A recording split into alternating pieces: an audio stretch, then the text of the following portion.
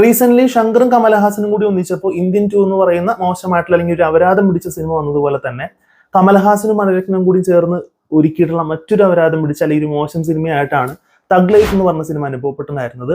സിനിമയുടെ story line കാര്യങ്ങളൊക്കെ തന്നെ ട്രെയിലറിൽ കാണുന്ന പോലെ തന്നെ രംഗരായ ശക്തിവേൽ എന്ന് പറയുന്ന ഒരു ഗ്യാങ്സ്റ്റർ ആയിട്ടുള്ള കമലഹാസന്റെ കഥാപാത്രം, മോനെ പോലെ വളർത്തുന്ന അമർ എന്ന് പറയുന്ന സിംബുവിന്റെ കഥാപാത്രം, ഇവർ തമ്മിൽ തെറ്റുന്നതും തുടർന്നുണ്ടാവുന്ന സംഭവങ്ങളും കാര്യങ്ങളൊക്കെയാണ് സിനിമ പറഞ്ഞു പോകുന്നത്.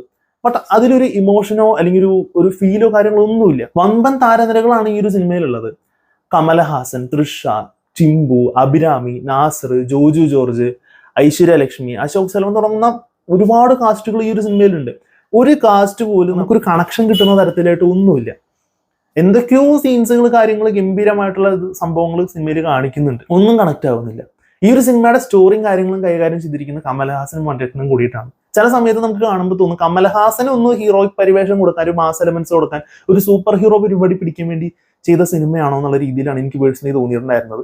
സിനിമയുടെ അവസാനത്തിലോട്ട് എത്തുമ്പോൾ എന്തിനാണ് കമലഹാസൻ മുണ്ടും മടക്കി ഒരു വയലിൻ്റെ കൂടെ കണ്ണട വെച്ച് പോയെന്ന് ഇപ്പോഴും എനിക്ക് മനസ്സിലായിട്ടില്ല. അങ്ങനെ കുറെ ചോദ്യങ്ങൾക്കുള്ള ഉത്തരം കട്ടാത്തൊരു സിനിമയാണിത്. എന്തൊക്കെയോ കാര്യങ്ങൾ നടക്കുന്നു, അപ്പുറത്ത് എ റഹ്മാൻ കിടന്ന് കഷ്ടപ്പെടാണ് ഈ ഒരു സീനിനെ എലവേറ്റ് ചെയ്യാനായിട്ട്. ശരിക്കും ഈ ബാക്ക്ഗ്രൗണ്ട് സ്കോർ സെപ്പറേറ്റ് ആയിട്ട് നമുക്ക് ഫീൽ ചെയ്യും.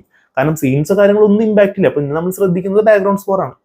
അങ്ങനെ 2.25 മണിക്കൂർ എങ്ങനെയെങ്കിലും കഴിച്ച് തീർത്തിട്ടുള്ള ആ ഒരു പൈസക്ക് വേറെ എന്തെങ്കിലും ചെയ്യാമായിരുന്നു, അല്ലെങ്കിൽ ആ ഒരു സമയം കൊണ്ട് വേറെ എന്തെങ്കിലും ചെയ്യാമായിരുന്നു എന്ന് എനിക്ക് പേഴ്സണലി തോന്നിപ്പിച്ച ഒരു സിനിമയായിട്ടാണ് തഗ് ലൈഫ് എന്ന് പറഞ്ഞ സിനിമ അനുഭവപ്പെട്ടിട്ടുണ്ടായിരുന്നത്.